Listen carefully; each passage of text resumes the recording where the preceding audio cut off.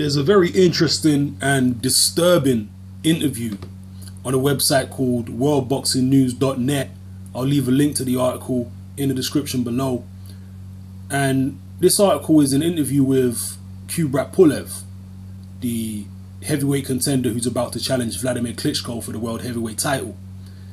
And not long after this fight was signed, Kubrat Pulev started demanding random drug testing because it's obvious that he's very suspicious about Wladimir Klitschko in terms of whether he's a clean athlete or not. And I've gone into this before.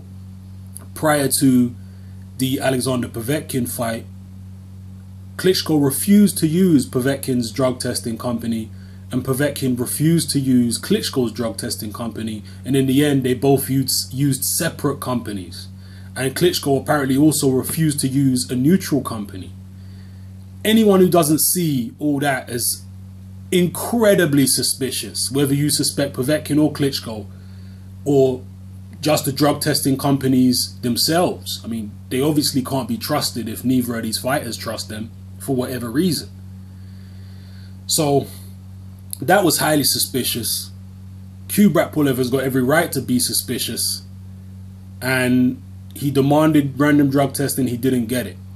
But what has actually happened is that, well, he sort of has got it, because according to him, he has been tested randomly 3 times in the past 10 days without notice. He's had 3 blood test drug samples taken by the anti-doping, whatever anti-doping agency is dealing with it.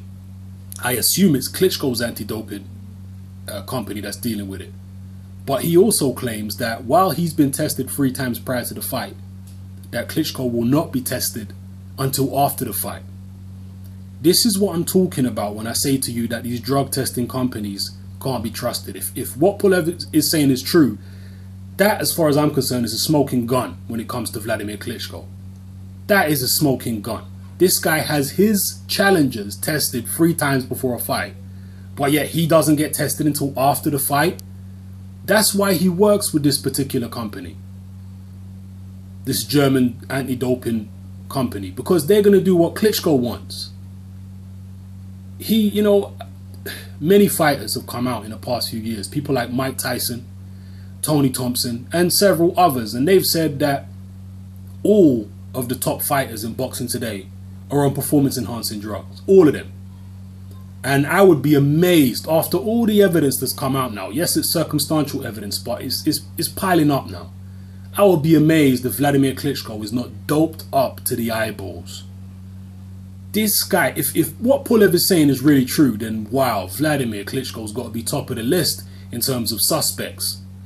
And interestingly, Kubrat Pulev says that,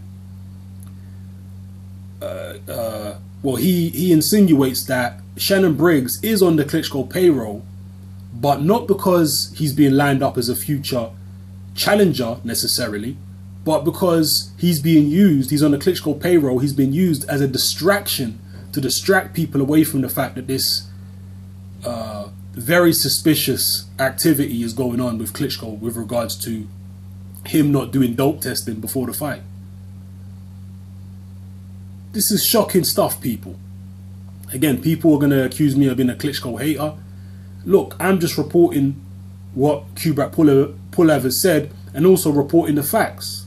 That situation I told you about that happened prior to the Povetkin fight, that's a fact.